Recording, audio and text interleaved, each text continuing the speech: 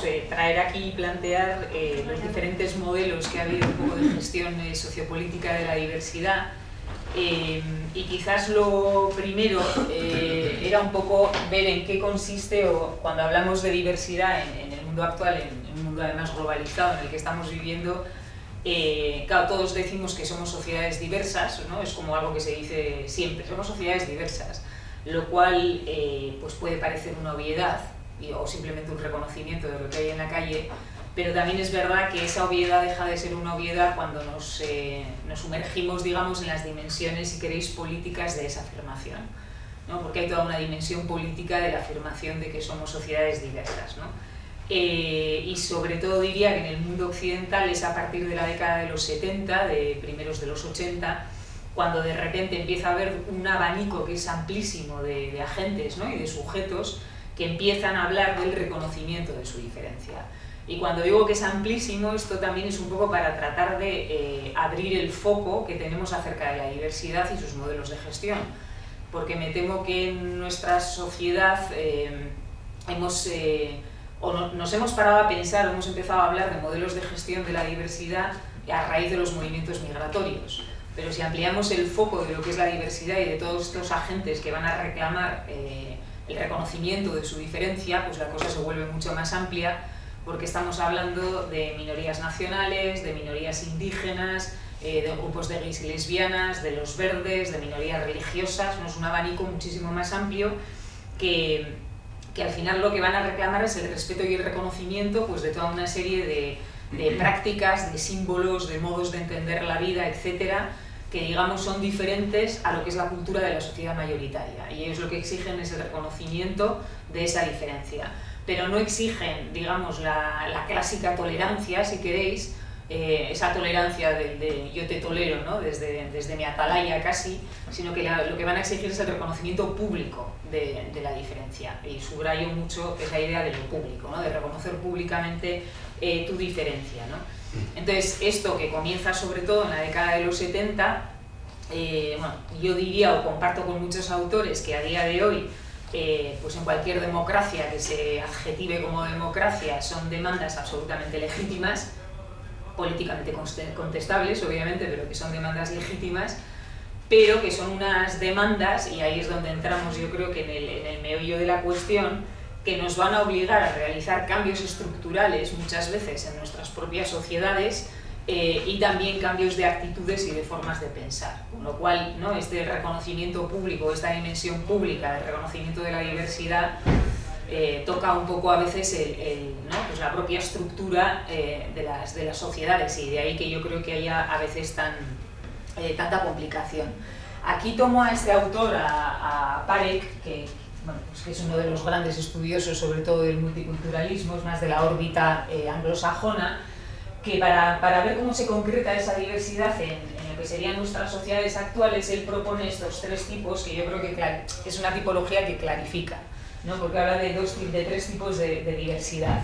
La primera, la que habla de diversidad subcultural, está hablando de ciertos grupos de personas, o grupos de personas muchas veces, que en términos generales comparten lo que es la cultura mayoritaria de la sociedad en la que viven, pero en ciertos ámbitos o en ciertas dimensiones de su vida sí que exigen que se reconozcan ciertas particularidades que ellos representan, ¿no?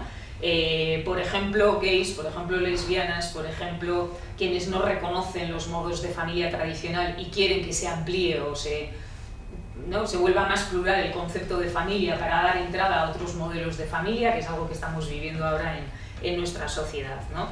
En realidad estos grupos no proponen una cultura alternativa o una cultura diferente, sino que lo que están proponiendo es, ¿no? La cultura que tenemos, pluralicémosla para poder dar entrada a estas particularidades en determinados nichos de la vida, ¿no?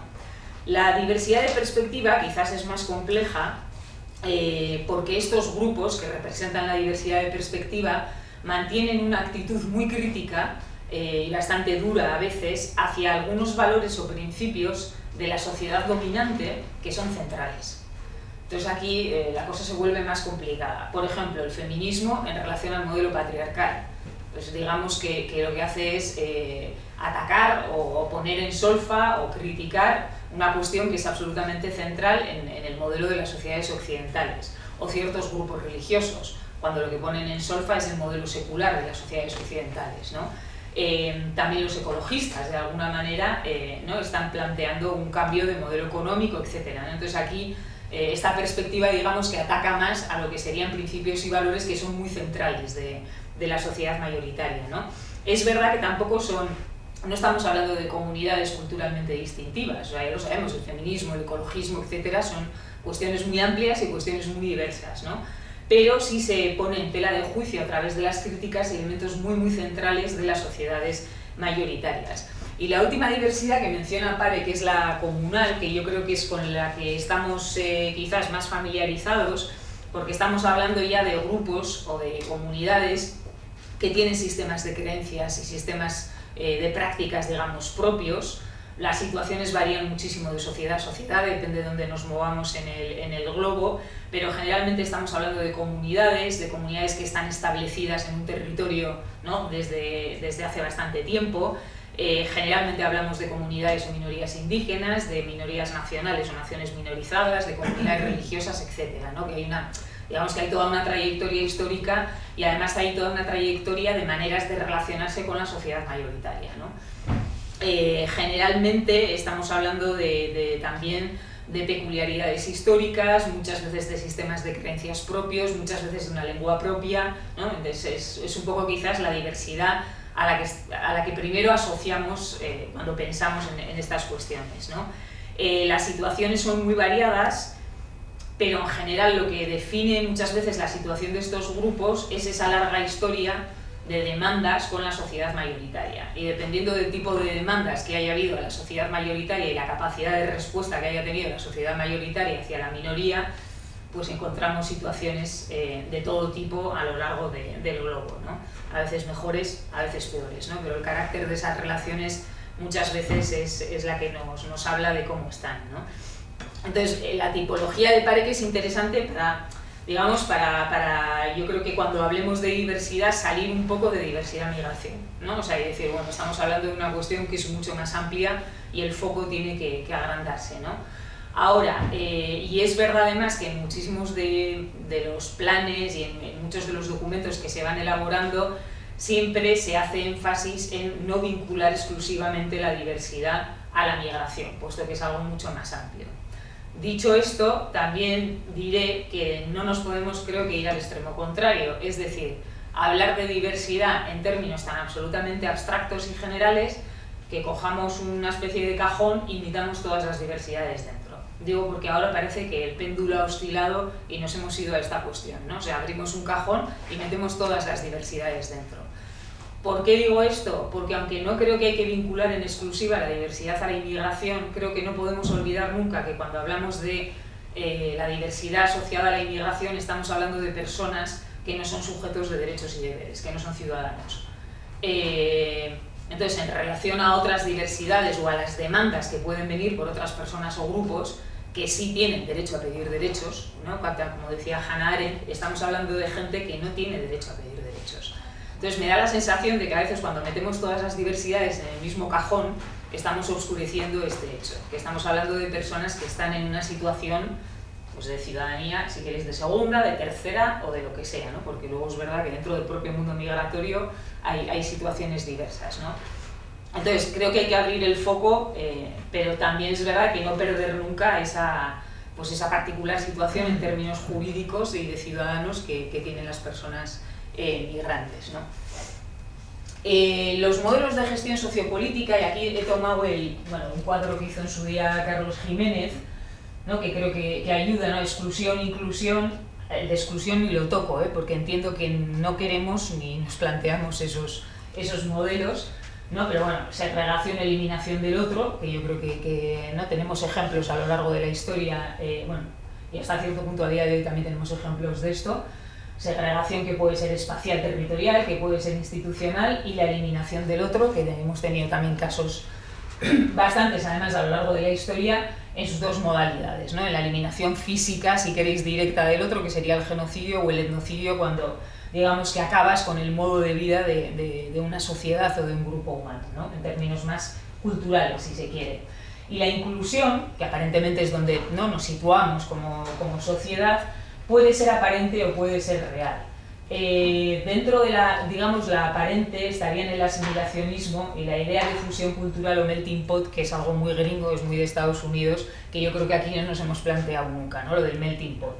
Y el asimilacionismo yo creo que lo conocemos todas, o sea, tenemos muy claro lo que es el asimilacionismo, y frente a ello aparece esa idea de inclusión real o de pluralismo cultural, ¿no?, que sería el paraguas del pluralismo cultural, que sería el que encajaría a priori con unas sociedades que se llaman democráticas, y ahí ha habido dos grandes modelos, el multiculturalismo y el interculturalismo, ¿vale? Entonces, no le voy a dedicar ni una palabra al asimilacionismo, aunque luego podemos discutir qué tanto de asimilacionismo hay en prácticas que a veces tildamos de multiculturales o interculturales, porque son tipos ideales, luego la realidad siempre es mucho más compleja y me temo que muchas veces en nuestras prácticas más cotidianas como profesionales o como ciudadanas acabamos mezclando, ¿no?, de diferentes cuestiones, no es tan sencillo, ¿no? Entonces, el multiculturalismo, lo primero decir que pertenece a la tradición anglo. Quiero decir que el multiculturalismo nunca ha tenido desarrollo en nuestro país, ni en gran parte del continente europeo, salvo quizás Holanda, un poco Bélgica, que siempre hacen políticas de más mezcla entre el mundo anglo y el mundo continental, ¿no?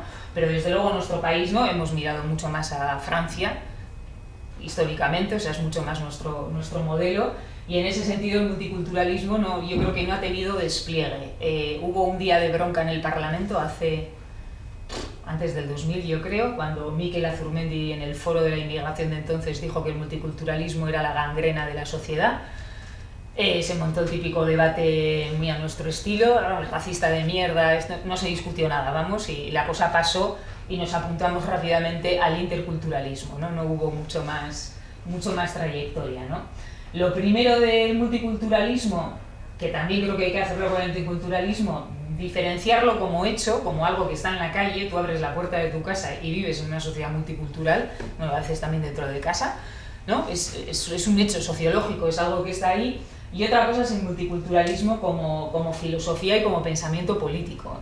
Y en ese sentido el multiculturalismo comienza sobre todo en los años 80, como digo, Canadá, Estados Unidos, Australia, o sea, nos vamos siempre al mundo más anglo, y ahí hay, bueno, Taylor, que es el filósofo, si se quiere, ¿no?, el pensador político del multiculturalismo, que tenía esta frase que repite mucha gente, ¿no?, de que el reconocimiento, esa idea del reconocimiento de la diferencia no es una cortesía, ¿no? Va mucho más allá de eso, sino que es una necesidad humana vital, el hecho de que a mí se reconozca mi diferencia, ¿no? Es un poco su planteamiento.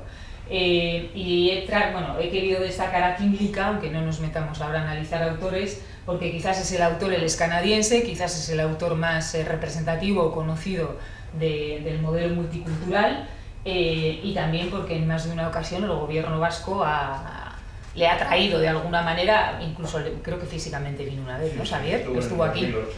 Entonces, bueno, es un modelo al que siempre se ha mirado también Canadá, que es un país también muy peculiar, es muy laboratorio porque tiene de todo, tiene minoría nacional, tiene minorías indígenas, tiene grupos de migrantes muy recientes, grupos de migrantes ya de larga trayectoria, ¿no? Y en ese sentido es un escenario fascinante, ¿no? Entonces, el multiculturalismo...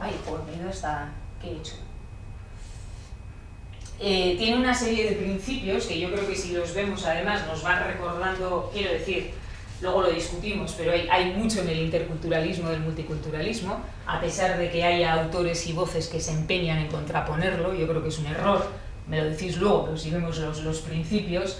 Primero la idea de acomodación, que quizás es una de las ideas que más se ha trabajado en Canadá, además, la idea, ¿no?, de acomodar la sociedad y de acomodarse a la sociedad. Y cuando habla de acomodación el multiculturalismo, sobre todo habla de renunciar al concepto de ciudadanía en el sentido duro de ciudadanía, en el sentido de entender que la ciudadanía tiene que ser homogénea y que tiene que ser uniforme, ¿no? O sea, habría que renunciar a ese sentido duro de ciudadanía.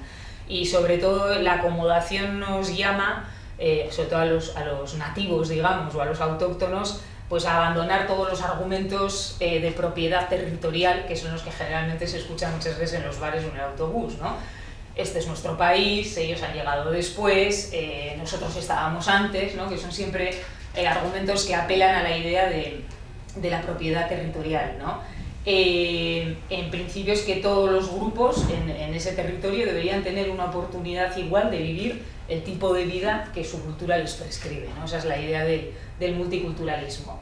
Pero a continuación dicen, como sabemos que las culturas son plurales, son diversas, son dinámicas, son contestables, ¿no? La cultura no es una entidad uniforme, sino que dentro de un grupo cultural hay disidencias, hay voces diferentes y además están en permanente cambio, la acomodación lo que nunca puede aceptar o nunca puede partir es de que los rasgos de un grupo son inmutables y además son obligatorios para los miembros de ese grupo. Entonces dice, no, habrá que tener mucho cuidado con esto. Y en este sentido, como son muy anglos, son muy pragmáticos. Es decir, ante un caso concreto dicen, ese rasgo que ese grupo minoritario quiere mantener es un rasgo central, estructural de su cultura, ¿sí o no? El hecho de que se acepte, ¿no? ¿Qué supone por los valores democráticos de la sociedad? Entonces lo que suelen hacer es mucha, diría yo, que balanza de pesos contra pesos y de examinar caso por caso y decidir, bueno, pues no sé, por poner un ejemplo, con el tema de la población hindú en Londres y su manera, digamos, de despedir a los muertos con arrojar las cenizas al Támesis, ¿no? Entonces, ¿qué hacen? Valorarlo. Es decir, bueno, si no lo regula se puede convertir en un problema de salud pública, ¿no? Esta cuestión. Lo que hicieron fue regularlo, medirlo, sopesarlo, permitiendo en determinados lugares, en determinados momentos y con una regulación muy clara cuándo se puede hacer o no. El tema del casco y los Sikh sabéis que son los que llevan este turbante, que por creencias religiosas para ellos es fundamental, y entonces ahí se crearon muchos conflictos, por ejemplo, cuando trabajan en la construcción y no se ponen casco de protección, o cuando van en moto y no se ponen casco. Entonces lo que hicieron fue medir qué tanto protegía el turbante. Hicieron mediciones muy prácticas y llegaron a la conclusión de que prácticamente protegía igual que un casco, ¿no? Entonces van caso por caso sopesando y viendo eso, y luego viendo, ¿es un rasgo fundamental para esa cultura, sí o no? ¿Qué supone su aceptación para la sociedad mayoritaria? En fin, ahí hacen, creo que tiene mucho que ver con la tradición de anglo, que son así. Pero bueno, luego otro de los principios es ¿no? Inclusión de los modos de vida en la esfera pública, generalmente entendida como un conjunto de mayorías, minorías y personas ciudadanas singulares, ¿no? Aquí tenemos mucho el lenguaje de mayorías y minorías, ¿no? Que siempre es muy también de la órbita anglosajona, ¿no? Esto supone, por un lado, que se van a modificar las instituciones públicas y que el ordenamiento jurídico también va a sufrir modificaciones. O sea, ahí va a haber, ¿no? Cuando antes decía va a haber que darse, o van a tener que darse cambios estructurales en las sociedades occidentales, va a ser así, ¿no? O en cualquier sociedad que quiera practicar el multiculturalismo, va a tener que haber cambios importantes en esa dimensión, ¿no? Y luego, frente a un modelo que quizás tradicionalmente ha establecido los criterios de inclusión, ¿no? Unilateralmente, si queréis, pues va a haber que modelos que otorguen a las minorías una capacidad de cogestionar y de codecidir con la mayoría, ¿no? Y todo esto requiere su trabajo, ¿no? Otro de los principios, claro, es que las políticas multiculturales no pueden reconocer prácticas que sean desigualitarias, que sean humillantes, que vayan contra la dignidad de la persona, etcétera, ¿no? Y esto es en el doble sentido, ¿no? Esta cuestión de este principio, que Kimlicka habla de restricciones internas y externas, es decir, que un grupo o una minoría, un grupo cultural que exige ese reconocimiento de su derecho, se le va a decir, obviamente, reconocemos su derecho a la diferencia, al mantenimiento de sus sistemas de creencias, de sus prácticas, ojo, siempre que todo eso no implique o suponga la violación o la restricción de los derechos individuales de las personas que forman ese grupo. Y por eso habla Kimlicka de restricciones internas, o sea, cualquier grupo, ese principio, digamos, de la dignidad del ser humano y de la libertad de cada uno tiene que estar ahí. Con lo cual yo no puedo obligar a alguien porque pertenece a determinada minoría religiosa a que nunca pueda abandonar su grupo, ¿no? Porque habrá que hacer ese balance. Pero también habrá restricciones externas, es decir, que habrá momentos en que la mayoría o la sociedad mayoritaria tenga que dar un paso atrás para abrir espacio precisamente a esas minorías, ¿no? Entonces es un juego que va en doble sentido y que habrá siempre que mantener un equilibrio ahí. Y luego, 3 condiciones normativas irrenunciables van a ser la reciprocidad igualitaria, es decir, la no discriminación de los miembros de las minorías frente a la mayoría, la adscripción voluntaria, es decir, que un ciudadano no puede ser asignado automáticamente a un grupo cultural, religioso o lingüístico en virtud de su nacimiento. Será algo que la persona elegirá. Bueno, y hasta determinado momento lo que los elegirán son los padres, obviamente, ¿no? Pero no puede haber una adscripción obligatoria. O sea, yo porque he nacido aquí inmediatamente tengo obligación de esto, sea lo que sea eso, lengua, religión, costumbres, lo que queráis. Y luego también la posibilidad de abandonar. O sea, quiero decir, yo he nacido dentro de, no sé, de la comunidad pakistaní, con un sistema de creencias, con un sistema religioso, pero en determinado momento decido abandonar mi comunidad. Lo que no puede haber es sanciones sobre mi comportamiento, ¿no? Es decir, estamos hablando de matrimonios mixtos, sobre esto de hecho hay como varias películas por ahí, más del mundo anglo también, la libertad de creencias, etc. De esto hay ejemplos, por ejemplo, en Estados Unidos, con todas las minorías religiosas, que también en millones de películas sale esta historia, ¿no? De cuando alguien decide que no quiere vivir en la comunidad amish o no quiere vivir en la comunidad menonita, ¿no? Y cómo eso se tiene que permitir, ¿no? O sea, que no tiene que haber sanciones, etcétera, etcétera, etcétera. Aunque siempre son procesos complejos. Por poner ejemplos concretos de leyes, ¿no? Desde el modelo multicultural, ¿qué leyes se han desarrollado, ¿no? Hay muchas, pero las leyes que penalizan prácticas culturales, ¿no? O sea, eximir a determinados grupos del cumplimiento de determinadas leyes. Estados Unidos, pues hay grupos nativos que pueden cazar ballenas una vez al año, no es mucho más, en virtud de que es algo que culturalmente para ellos tiene una importancia fundamental. Sin irnos a algo que nos resulta más ajeno, las leyes, que tienen que ver con toda la cuestión de los uniformes, ¿no? Por ejemplo, la policía montada del Canadá, cuando los Sikhs quieren ser también policía montada del Canadá, pero no quieren llevar su turbante, no quieren llevar el ¿no? Imaginaros aquí, pues no sé, pues que un Sikh o un paquis que lleva determinado tocado quiere ser guardia civil y no quiere llevar el tricornio, ¿no? Ese es un ejemplo, pues sobre todo con los cuerpos de policía. Ahora también podríamos pensar en los hospitales, que también se ha dado mucho este caso en Inglaterra, ¿no? Con mujeres de origen hindú o de origen pakistaní, que sabéis que debajo de, no sé cómo se llama, pero debajo de la blusa, digamos, larga que llevan pantalón. Y el uniforme de los hospitales exige que las mujeres vayan con falda, ¿no? Entonces ha habido problemáticas en este tipo de acomodaciones, ¿no? Por supuesto, asistencia de apoyo a minorías, acción afirmativa, cuotas, apoyo a asociaciones. Hay algunas de estas que sí las conocemos porque también yo creo que las hemos practicado, quizás más en el ámbito, diría, de la mujer que en el ámbito de la diversidad sociocultural, pero conocemos este tipo de cuestiones. El reconocimiento del derecho consuetudinario, ¿no? El derecho familiar, las formas de administración de justicia de determinados grupos, el reconocer esas formas de administración de justicia, algo que es muy del mundo indígena, pero pensemos aquí en el caso que hubo hace unos años de una mujer gitana que viuda se había casado, había estado toda su vida además con su marido, pero se había casado por el rito gitano, ¿no? Y entonces no era reconocido por parte del Estado español. Todo eso acaba en los tribunales y finalmente se le da la razón, que esa mujer tiene derecho a una pensión de viudedad, ¿no? En reconocimiento del propio rito de matrimonio que tiene esa comunidad.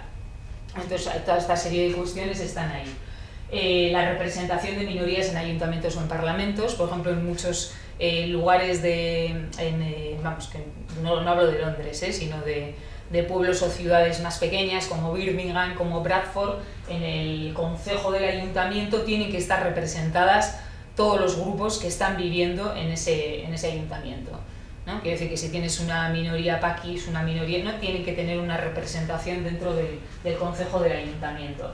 Y por supuesto el reconocimiento de símbolos referidos, ¿no? A la existencia, al estatus, al valor de esos grupos, a sus propias narrativas, que todo eso tenga un reconocimiento, insisto, público. En lo cual, pues bueno, creo que aquí queda mucho trabajo por hacer, desde el momento en que todavía ni siquiera sale nada acerca del pueblo gitano, sus costumbres, su historia y su lengua en ningún libro de texto con el que estudian nuestros hijos, ¿no? Hay una invisibilidad acerca de muchos grupos bastante tremenda, ¿no? Entonces, estos serían leyes. Todas estas leyes son normativamente defendibles. O sea, luego podremos entrar a la discusión política, pero normativamente son defendibles. Solo ha habido algunas leyes del multiculturalismo que es verdad que han causado bronca, ¿no? Que ahí entramos ya en una polémica muy fuerte. Por ejemplo, para proteger la autenticidad del grupo, ¿no? Yo soy una minoría, pertenezco a una minoría, quiero proteger mi cultura, quiero proteger mi autenticidad, quiero proteger cómo soy, y eso supone que, digamos, viole o contravenga principios o derechos que son universales de la persona. Por poner un ejemplo que es lejano, pero me voy otra vez al mundo indígena, ¿no? Para mantener mi cultura como grupo indígena tengo una serie de administración de justicia propia, pero en esas estructuras de administración de justicia el lugar de la mujer no existe, no queda, o sea, queda absolutamente fuera en términos de derechos y de libertades, ¿no? Entonces ahí sí se tensiona mucho la discusión. No, es que yo quiero mantener mi cultura, sí, pero es que usted tiene prácticas dentro que están violentando derechos individuales que a la vez se consideran universales. Esto también está ahí. No han sido la mayor parte de los casos, también es verdad, a veces exageran mucho que estos casos y tampoco son tantos, pero a veces sí se entra en conflicto político a la hora de valorar todas estas cuestiones, ¿no? Pero estos serían un poco las leyes que podemos tener. ¿Qué le ha pasado al multiculturalismo? Pues de todo. Ha tenido críticas de carácter político por todos lados. O sea, quiero decir, hubo un momento en Europa, sobre todo después de los atentados de Londres, que no me acuerdo qué año fue, pero hace ya 2000 algo. 2009. No sé, hay un momento en el que digamos... No, antes que Madrid, ¿no? No, fue antes, sí. No, antes o después. 2003. Bueno, digamos que a partir de todo eso se empiezan a generar muchas críticas al multiculturalismo. Cameron en Inglaterra dice que el multiculturalismo no tiene ningún sentido, que bla bla bla bla. Desde Alemania también empiezan a haber voces que dicen, ¿no?, el multiculturalismo no se puede practicar, no tiene ningún sentido. Por otra parte, en Alemania nunca lo habían practicado, lo cual es muy curioso, pero bueno, eso decían. Empieza a tener cantidad de críticas desde el mundo político. Y llamativamente también empieza a haber grupos, por ejemplo, maoríes en Australia, que empiezan a meterle caña al multiculturalismo. Porque, claro, una cosa es el multiculturalismo así presentado con sus principios y ejemplos de leyes, pero otra cosa es luego el multiculturalismo que cada gobierno practica en cada territorio. Entonces, los maoríes decían, esto del multiculturalismo es dejarnos hacer dos rituales, ¿no?, básicamente, pero no está suponiendo nada en base de control de territorio, de derechos de autodeterminación, autonomía, etcétera, etcétera, ¿no? Lo que sería, si queréis, un poco un multiculturalismo a la Benetton, ¿no? O sea, dos pinceladitas de Lolailo, de folclorismo y poco más, cuando lo que están reclamando sobre todo es autonomía y capacidad de decisión sobre cantidad de cuestiones, ¿no? Entonces, en ese sentido le dan duro al multiculturalismo. Pero las que me interesan quizá más son las críticas de carácter conceptual, porque es verdad que a la larga lo que se ha visto muchas veces o en algunas zonas es que el multiculturalismo ha creado mucha fragmentación. Es decir, que tú puedes tener una ciudad en Inglaterra donde, ¿no?, tienes diferentes grupos culturales que es verdad que tienen todo ese reconocimiento y están ahí, pero entre los cuales no hay ningún tipo de conexión. Es decir, que frente a la interacción, ¿no?, simplemente tienes coexistencia, que tampoco está mal. Digo, lo peor sería un contexto de hostilidad, ¿no? Pero que esa coexistencia no genera lazos, no genera vínculos, digamos, entre diferentes grupos y entre diferentes comunidades. Precisamente por esa carencia es por lo que surge el interculturalismo. Yo digo esto, si estuviese aquí determinadas personas, algunas de Vitoria además, me dirían que no, que el multiculturalismo y el interculturalismo no tienen nada que ver. No, el interculturalismo surge precisamente para tratar de ir más allá de estas críticas que se le hacen al multiculturalismo. Dice, bueno, voy a retomar todas esas críticas y vamos a ver si podemos dar un paso más o subir un escalón más para ir más allá de estas cuestiones, ¿no? Entonces, el interculturalismo, yo creo que estos son como los 4 elementos bases, si queréis. Esa convivencia versus coexistencia, o sea, intentar generar modelos de convivencia frente a los puros modelos de coexistencia. Para ello tiene que haber inevitablemente un énfasis en la interacción entre los sujetos, o sea, si yo quiero generar convivencia tengo que poner la mira o el foco en generar espacios y condiciones para que se dé esa interacción entre las personas. El el concepto de cultura tiene que cambiar. Hay que tener una perspectiva dinámica de lo que es cultura para que nos permita ver lo que nos une más allá de lo que nos diferencia, ¿no? La idea de las convergencias. Sí, somos diferentes, usted tiene todo su derecho a mantener su diferencia y yo la mía, pero dicho esto y respetado esto, ¿dónde nos encontramos, ¿no? Es un poco lo que propone el interculturalismo, yo creo que para salir precisamente de ahí, ¿no? Los principios del interculturalismo son tres: el principio de igualdad, el principio de respeto a la diferencia y el principio de interacción positiva. Entonces yo diría que frente al modelo multiculturalista, en realidad es ese tercer bloque, el de la interacción positiva, el que más caracteriza al interculturalismo, ¿no? El poner ese énfasis en interactuar positivamente, partiendo obviamente de dos principios que son absolutamente básicos, ¿no? La igualdad, o sea, el reconocimiento pleno y la búsqueda constante de una igualdad real y efectiva en términos de derechos, de deberes, de responsabilidades y oportunidades, que yo creo que de ahí partimos todos, y ese principio de derecho a la diferencia, ¿no? Que conlleva el respeto a la cultura del otro, el derecho a la libertad cultural.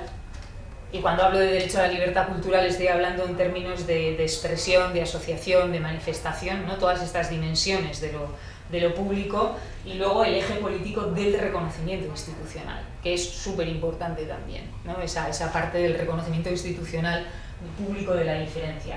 Y la interacción positiva se nos iría aquí, ¿no? Hablamos de tolerancia y empatía, hablamos de conductas y prácticas, hablamos de deshacer estereotipos, de luchar contra los prejuicios, ¿no? Por ejemplo, toda la labor de ZAS se enmarcaría, si queréis, bajo ese paraguas de ese tercer principio, ¿no?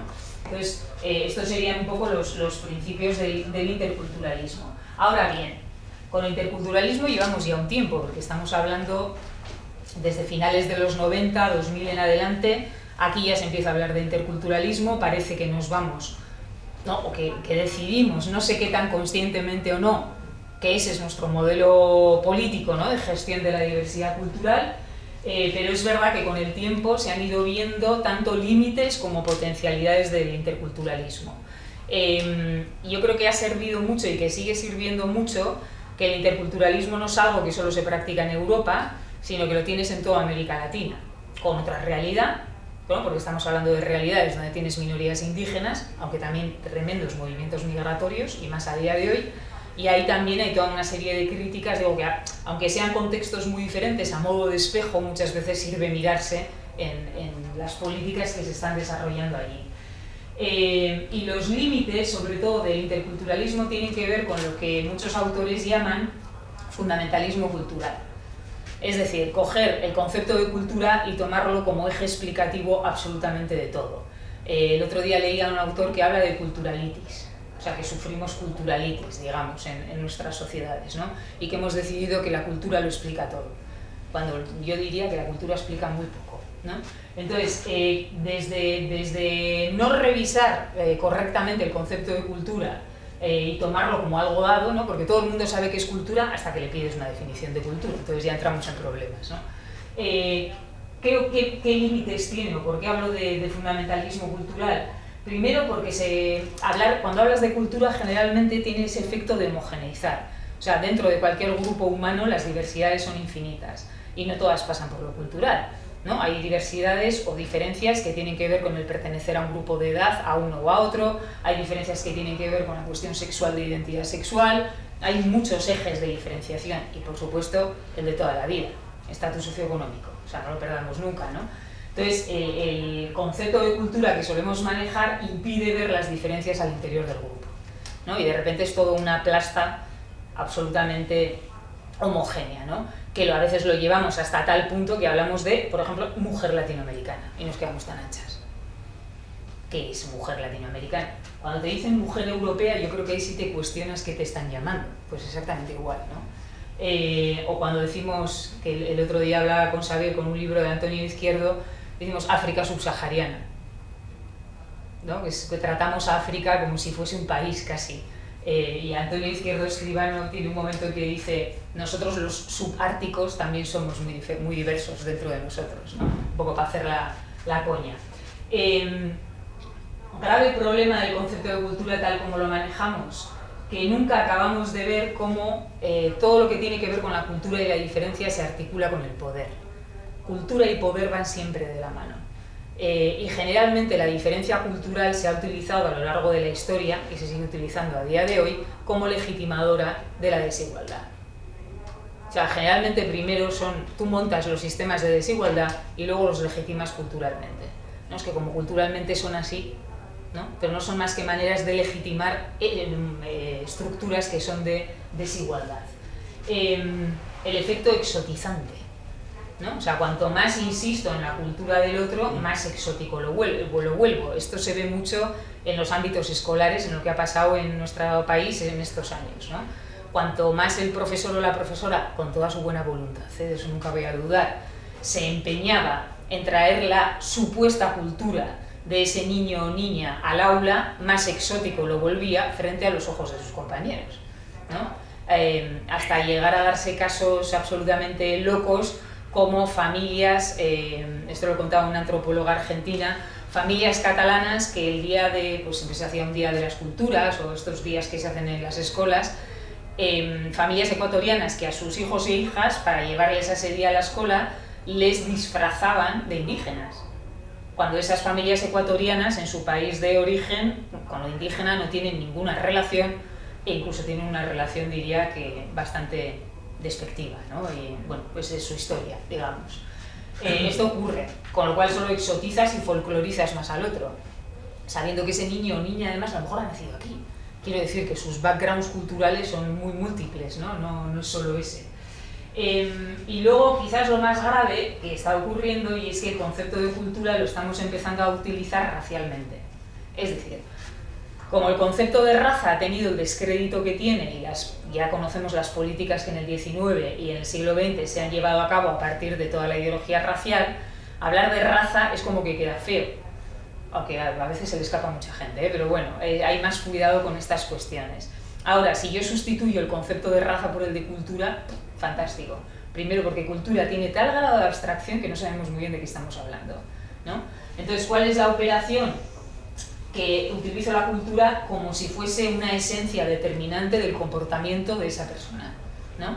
Es violento, sí, porque es marroquí, y la cultura marroquí es violenta, ¿no? Esencializo toda una cultura y utilizo al final el concepto de cultura, lo estoy utilizando exactamente igual como se utilizaba raza, como una esencialización.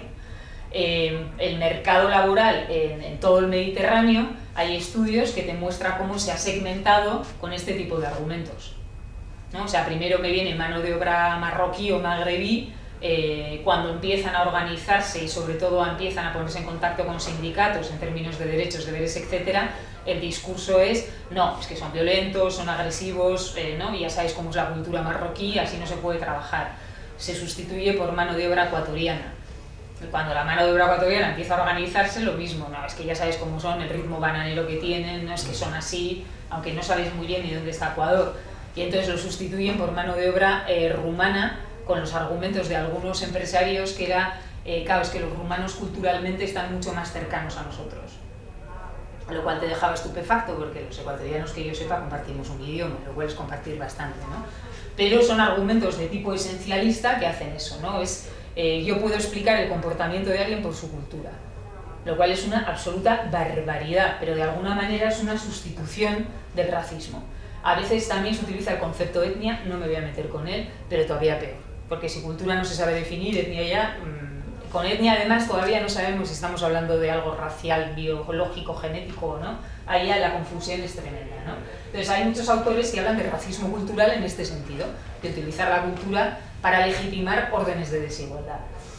Generalmente los procesos históricos y las transformaciones culturales, es decir, el entender que las culturas, el entender que no hay culturas auténticas o puras, que eso nunca ha existido, que las culturas siempre han sido mestizas, no ahora porque viene mi amigo senegalés y toco los bombos con él, es que la cultura de mi amigo también es mestiza y mi cultura también es mestiza, porque no hay culturas puras. Eso es una especie de sueño muchas veces europeo que me temo que nunca ha funcionado, ¿no? Entonces eso se desdeña. Y luego, claro, la cultura tal como se desarrolló, sobre todo desde la antropología, que ha sido como la disciplina encargada de estas cuestiones, claro, para nosotros es una herramienta para tratar de comprender la realidad y analizarla. Lo que no es una entidad, una especie de bola con patas que se mueve por el mundo.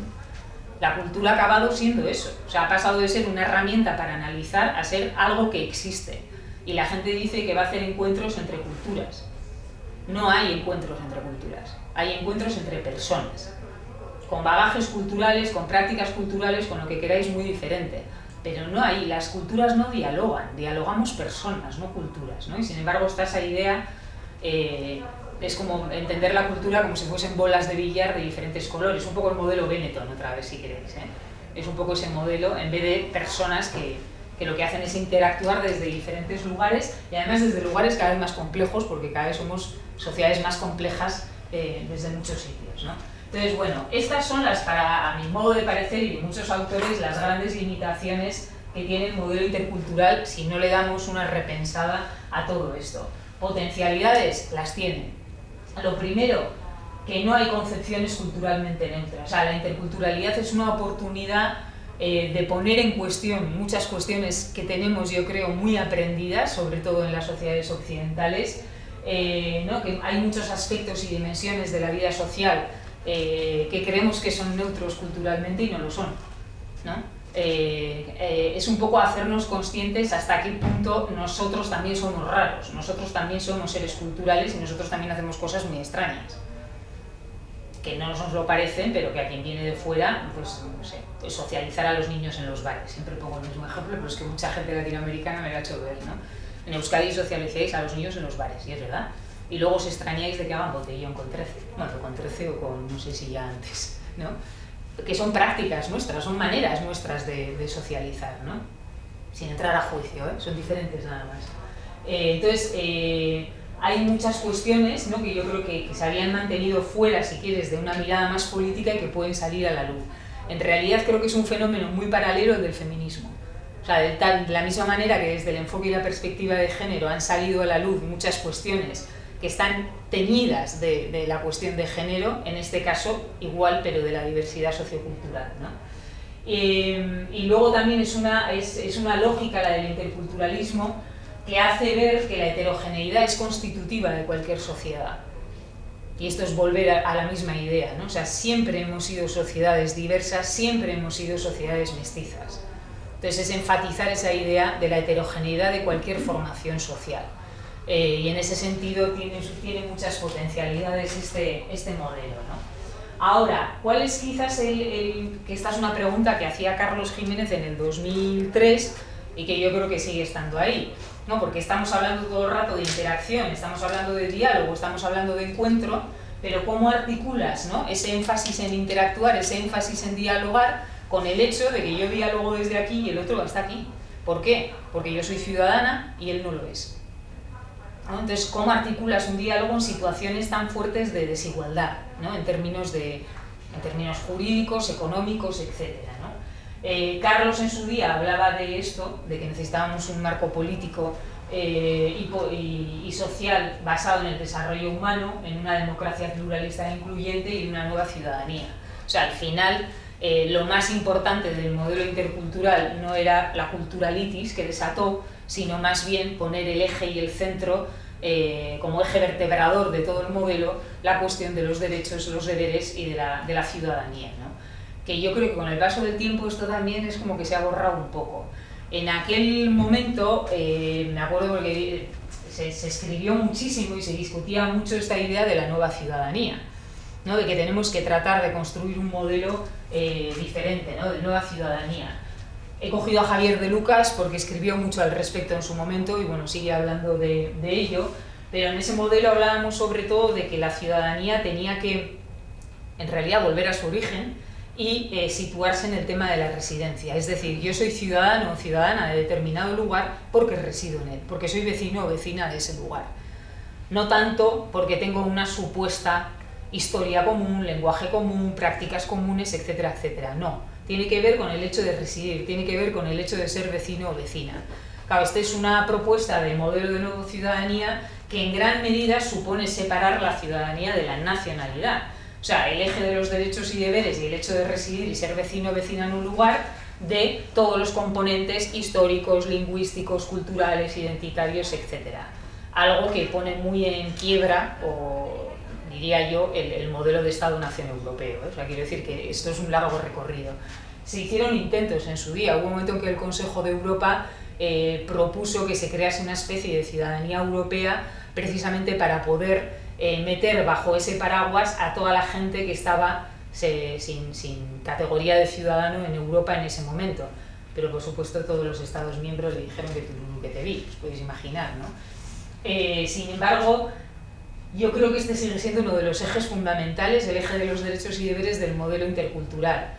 Pero también diría que en estos años, o esta es mi sensación, esto ha ido como diluyéndose en el discurso. O sea, la cuestión de los derechos, de los deberes, lo jurídico, lo político, ha ido como lavándose, como desapareciendo más de la discusión y centrándonos más en la cuestión de la interacción, del diálogo. E insisto, está muy bien, pero ¿cómo lo articulas con las situaciones de desigualdad tremendas de las que estamos hablando, ¿no? Pues yo creo que merece la pena también volver a quizás algunas cuestiones que en su día se plantearon. Y ya para acabar simplemente, porque esto sería otro bloque si queréis, pero bueno, vos además estáis trabajando en esto, estáis metidos en estas cuestiones, ¿no? Cuando se habla del interculturalismo y de cuál es la lógica intercultural de una política pública, se desarrolle desde la administración que se desarrolle, pues yo creo que hay que tener muy claro que lo que quieres promover es una cultura de la diversidad cultural, no la diversidad cultural. Yo creo que ahí es donde está otra vez también el cómo medimos esta cuestión de la cultura. O sea, tú no tienes que fomentar la diversidad cultural, si la diversidad cultural está ahí. O sea, no hay que hacer nada con ella, es un hecho sociológico, tú sales y ahí está. Ahora, promover una cultura de la diversidad cultural, y más de manera institucional, ahí sí creo que está el gran reto que quizás tenemos por delante, ¿no? Cómo genero esa cultura, ¿no? Cómo generamos o cómo gestionamos una nueva cultura pública y cívica, ¿no? Que reconozca y que tome toda esta cuestión de la diversidad.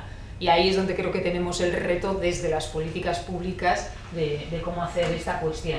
E insisto, creo otra vez que todo lo que se ha recorrido en este país en relación a las políticas de género, creo que es un modelo, o que ahí podemos inspirarnos para ver cómo podemos llegar a construir esa cultura pública y cívica con la cuestión de la diversidad. Pero el primer punto clave es tener claro que tú no quieres fomentar la diversidad cultural. Eso es que no hace falta fomentarlo, si es que está ahí, lo vemos todos los días, no. Lo que hay que construir es esa cultura de la diversidad cultural, ¿no? Con esos tres ingredientes, diferencia, igualdad e interacción positiva, que sería el que nos lleva a construirlas, ¿no? De lo que se trata al final es de todo esto, ¿no? Que yo creo que ya lo sabemos, ¿no? Quizás a destacar la idea de diversidad como ganancia, puesto que la diversidad todavía en el discurso político y público sigue asociado siempre a algo problemático. Entonces, ¿no? Que poder trabajar en los niveles discursivos de asociar la diversidad a otro tipo de cuestiones y todo lo que suponen a largo plazo las políticas interculturales. Digo esto a la hora de venderlo también. O sea, que a la larga estamos hablando de cohesión social y estamos hablando de desarrollo. Y que tampoco tienen tanto coste las políticas interculturales, en general son políticas baratas. O sea, quiero decir que no son costes muy... porque en gran medida suponen un trabajo de transversalización para crear esa cultura pública de la diversidad, ¿no? Lo cual ya sé que es una de las cuestiones más complicadas dentro de la administración, ¿no? Pero se trataría también de ir generando otro tipo de discurso en torno a estas políticas, ¿no? Lo dejo aquí porque eso sería meternos más de lleno en políticas, ¿eh? Pero que me quería ir más a los marcos, digamos, a los marcos de gestión.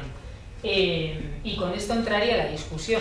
Vosotras de esto sabéis dónde estáis, dónde no estáis, y por supuesto preguntas, comentarios, lo que sea, pero un poco a menear esto aprovechando el espacio que tenemos aquí y el tiempo, a la discusión de todo esto. No sé cómo veis el modelo multicultural, estamos bajo el modelo intercultural, cómo hemos entendido el interculturalismo, en qué estamos avanzando, en qué no, o sea, dónde veis piedras o no piedras, dónde veis también ventanas de oportunidad con todo este modelo.